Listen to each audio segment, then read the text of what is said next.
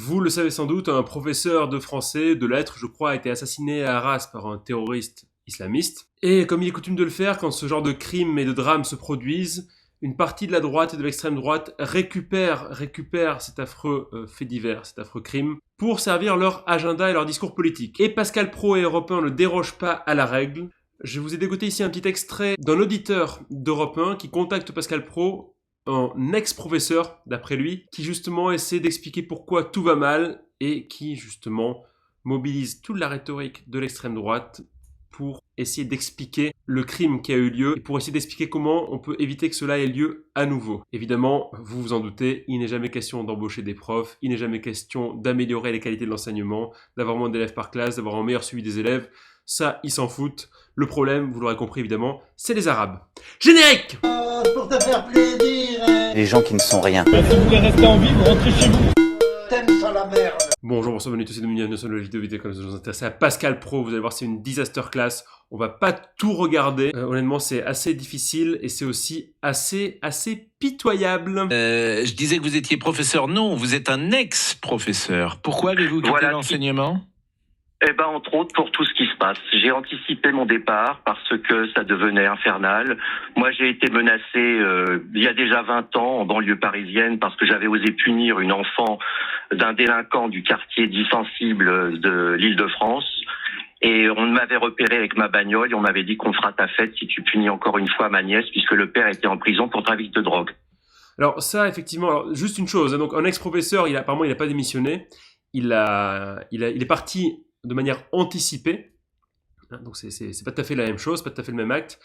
Et oui, c'est vrai qu'il y a des profs qui se font menacer, par des parents d'élèves, et pas toujours, figurez-vous, dans des coins chauds, dans des banlieues chaudes justement. Je vais pas rentrer dans les détails, mais moi j'ai bossé dans tout un tas d'endroits en France. Et on peut parfois dans les beaux quartiers même se faire menacer assez sévèrement par des parents d'élèves. Après, en général, la suite malheureusement ne dépend pas de nous, professeurs. C'est-à-dire qu'on est entre les mains de notre direction, qui fait de son mieux. Parfois ça porte ses fruits, parfois non, parce qu'il faut savoir que les chefs d'établissement sont aussi parfois menacés par les parents d'élèves. Après on peut compter parfois sur le soutien du rectorat. Moi en tant que prof, je ne sais pas si le rectorat soutient vraiment les chefs d'établissement puisque je n'ai jamais eu affaire à lui directement. On peut avoir aussi affaire au ministère. Je crois savoir que le ministère ne soutient pas vraiment les professeurs et les chefs d'établissement, sinon on n'en serait pas où on en est actuellement. Tout ça pour vous dire que ramener ça, oui c'est la faute des Arabes, c'est un petit peu réducteur. C'est si on était un petit peu plus soutenu. Si on surveillait un petit peu plus ces cas difficiles, s'il y avait une meilleure coopération entre les autorités censées surveiller ces cas et les enseignants, j'imagine, c'est une hypothèse, mais que ce genre de drame, ce genre de crime ne se produirait pas ou se produirait moins. On aurait moins peur d'aller se faire décapiter quand on va faire court. Il y en a ras-le-bol, Pascal. Et moi, je vais vous crier un cri d'alarme. Je n'y crois plus. Je suis désespéré par ce qui se passe en France. Je pense que c'est foutu. Et je ne sais pas qui va pouvoir remettre de l'ordre dans tout ce bordel, mais ce qui est grave, c'est que maintenant les profs sont en danger, mais la France aussi est en danger. Et vous êtes le seul, Pascal, sur Europe 1 ou CNews, à dire la vérité. Parce que tout le monde se tait, tout le monde a la trouille, et il y en a ras-le-bol. Voilà, comme c'est un pleutre qui n'a pas envie d'être censuré, il dit pas les termes. En gros, on est grand remplacé, on est attaqué par les musulmans qui font un djihad chez nous. Et vous êtes le seul, Pascal, à le dire. Hein, vous êtes le seul à désigner comme ça les Arabes du doigt et à dire que c'est un problème. Mais en fait, de quoi on parle ? Là, on parle d'un collègue qui s'est fait... Mais respectez un peu les gens qui se font assassiner. Si vous ne vous respectez pas, vous, respectez les gens qui se sont fait assassiner et leur famille. Au bout d'un moment, arrêtez de balancer des grands discours vagues comme ça, dont on ne sait pas exactement de quoi ils parlent, pour récupérer les émotions des gens, pour leur faire voter fasciste. Parce que c'est ça, CNews. C'est une chaîne aux mains d'un fasciste qui se revendique quasiment plus ou moins comme tel. Arrêtez de nous raconter des histoires. C'est insupportable. Pascal, c'est ce qui se passe aussi dans l'éducation nationale, où vous avez une intelligentsia de gauche qui vous bousille la parole. Mais ce que je voulais vous dire vraiment... Donc, intelligentsia de gauche dans l'éducation nationale, hein, c'est quand même le parti, c'est quand même le corps de métier qui a voté le plus massivement pour Emmanuel Macron. Voilà, c'est ça l'intelligentsia de gauche. Hein. Les affreux gauchistes qui votent pour le président Macron. Non mais on est dans un délire là, mais c'est de la folie. Hein. Parce que je vous écoute attentivement et je suis vraiment quelqu'un qui a toujours été très engagé dans mon métier. Je n'y crois plus, Pascal. J'ai peur. Alors pour ça, mon c'est pays. terrible. Maintenant, j'habite plus en C'est terrible France, de dire. mais j'y crois plus. Vous habitez où ? C'est foutu. Mais vous habitez où, vous, aujourd'hui ? Moi, j'habite en Autriche parce qu'après ma retraite, j'ai décidé de faire un autre métier pour changer un peu d'air. Voilà les fameux patriotes qui quittent le navire et qui vont vivre en Autriche pour changer d'air et faire autre chose. Alors qu'est-ce qu'il fait en Autriche? On sait pas. Est-ce qu'il paie des impôts en France? On sait pas. Tout ça a l'air un peu nébuleux. Et cet ancien prof justement qui est parti après sa carrière pour justement des raisons apparemment politiques, est parti faire du business en Autriche. Voilà.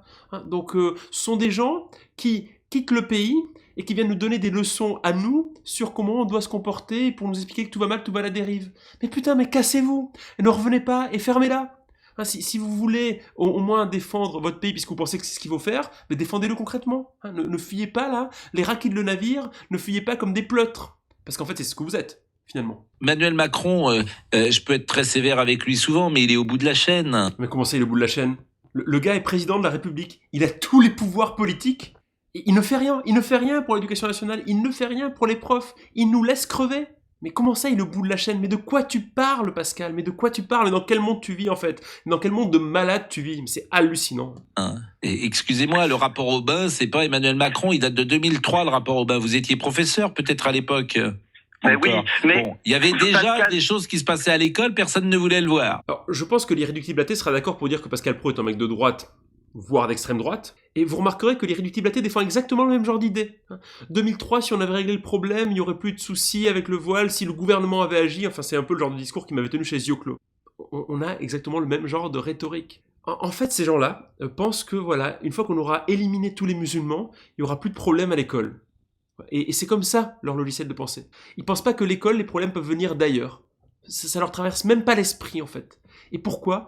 Parce que ce sont des putains de racistes. Je voulais vous dire quelque chose. Quand je vous ai écouté avec Darmanin sur CNews, j'étais effaré de voir comment il était impossible de mettre à la porte les gens qui n'ont rien à faire sur notre territoire. Ben oui. Je me suis dit, mais on est dans un imbroglio invraisemblable. Quand est-ce que tout ça va cesser? Il y en a ras-le-bol. Moi, maintenant, je n'en peux plus de tous ces discours, et pardon du terme, à la con. Il faut maintenant intervenir. La France est en danger. Bon sang de bonsoir.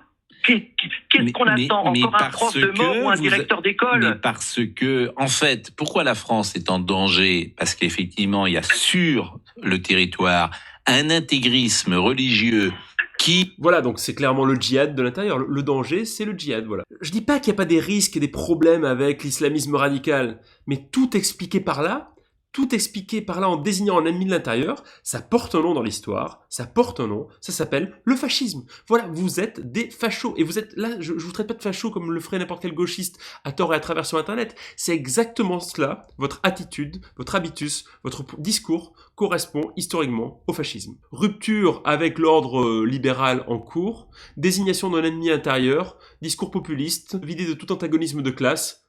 On est dedans. On est en plein dedans. Mais c'est affolant que vous ne le voyez pas en fait. Qui est en guerre contre nos valeurs et qui est en guerre d'une certaine manière contre l'Occident. Alors nos valeurs, c'est quoi? C'est la tolérance, c'est la liberté, c'est une forme... Ah, c'est vrai que Pascal Praud, c'est vraiment tolérance, liberté. Puis le mec qui parle, là, c'est vraiment tolérance et liberté. Là, on les sent très, très tolérants. Très, très, très tolérants. De joie de vivre, c'est évidemment le très rapport que aussi. nous avons aux femmes. Mais quoi le rapport que nous avons aux femmes? Mais ça veut dire quoi, ça, le rapport qu'on a aux femmes? C'est quoi le patriarcat? C'est quoi le... C'est catastrophique. Beaucoup de choses qui font notre mode de vie. Je disais hier, notre religion, c'est notre mode de vie. Donc il y a beaucoup de gens qui sont en guerre contre ce mode de vie. Et effectivement, faut les arrêter. Pascal, on a importé des gens d'une autre culture qui nous détestent profondément. Mais pas tous, c'est ça, faut pas généraliser. Parce que... Voilà, beaucoup. Donc d'après notre ami qui intervient là, je sais pas comment il s'appelle, là, Gérard, on va l'appeler Gérard, la plupart des Arabes en fait sont hostiles à la France, voilà, sont des ennemis de la France. C'est-à-dire que lui, il va encore plus loin, c'est-à-dire que c'est pas juste le discours qui consiste à dire il y a des intégristes musulmans, il faut les chasser, et c'est le seul problème de la France. Non, lui, il est carrément en train de dire le problème c'est les Arabes. C'est ça qu'on sert aux gens, aux auditeurs d'Europe 1. C'est ce genre de discours dont ils sont abreuvés. Et vous parliez allemand avant d'aller à Vienne? Oui, bon. je parle allemand couramment et parce que c'était ma langue préférée quand j'étais au collège et puis après entre le prof d'allemand que j'aimais et puis mes voyages en Allemagne, c'est devenu ma langue prioritaire. Voilà, donc blague à part, hein, donc on voit bien que les mecs racistes ont tendance quand même à parler allemand et à être attirés par l'Allemagne et l'Autriche. C'est un petit peu curieux. un petit peu curieux, vous allez voir, on n'est pas au bout, vous n'êtes pas au bout de vos surprises. C'est la même langue, mais vous avez un accent démentiel. Donc, il faut vraiment tendre l'oreille. Ah, vous pouvez par exemple nous dire, il est 11h48 et on est à l'antenne d'Europe 1 et on va laisser passer une page de publicité. Vous pouvez me dire ça en Ja, allemand? natürlich sehr gern, Pascal. Wir sind gerade, es ist 11:45 Uhr hier in Wien und wir sind direkt im Europa, die Hauptradio im Europa. Écoutez, vous l'avez très bien dit. Et wenn ich ein kleines Kind lerne ich Deutsch. Aber Sie sprechen sehr gut Deutsch. Nein, Pascal, nein, ich bin sehr aber überrascht. Doch. Nein, aber vergiss ich alles. Rassurez-vous, Madame Bourdelle, c'est français, c'est la police française. Non, mais c'est hallucinant. En fait, ces gens-là sont des caricatures d'eux-mêmes. C'est-à-dire qu'on a dans notre imaginaire, en fait, pour ceux qui ont encore des grands-parents qui ont connu la guerre, etc., l'imaginaire du nazi qui parle allemand, du facho-raciste qui parle allemand, et il est là. Il est là sous nos yeux. Bon, plus sérieusement, c'est vrai que des gens à gauche ont tendance à traiter les gens de fachos un peu à tort et à travers, mais là, on est vraiment dedans. C'est-à-dire que c'est cette stratégie de désignation d'un ennemi de l'intérieur.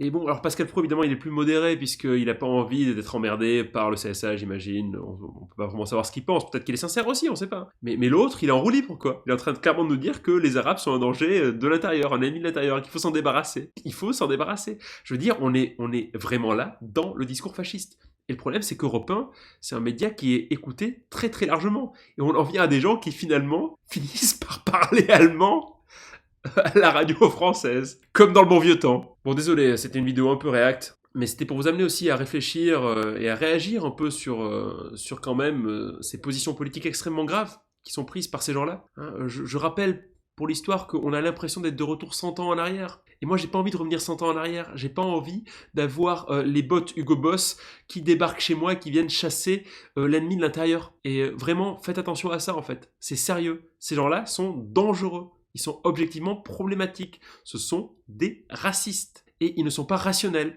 Ils pensent que le seul problème de la France, c'est les Arabes. Or, ce n'est pas vrai. Ils évincent la question de la lutte des classes. Ils évincent la question du racisme, puisqu'ils sont eux-mêmes dedans. Ils évincent toutes les questions sociales et économiques. Leur manière de présenter les choses ressemble à des théories du complot. Vraiment. Une explication monocausale pour régler tous les problèmes de la société. J'espère que vous avez aimé cette vidéo. Abonnez-vous, likez, partagez. On se retrouve demain sur la 2. La bise si vous êtes consentant et consentante. Natürlich sehr gern, Pascal. Wir sind gerade, es ist 11:45 Uhr hier in Wien und wir sind direkt im Europa, die Hauptradio im Europa. Doch. Nein, aber vergiss ich alles.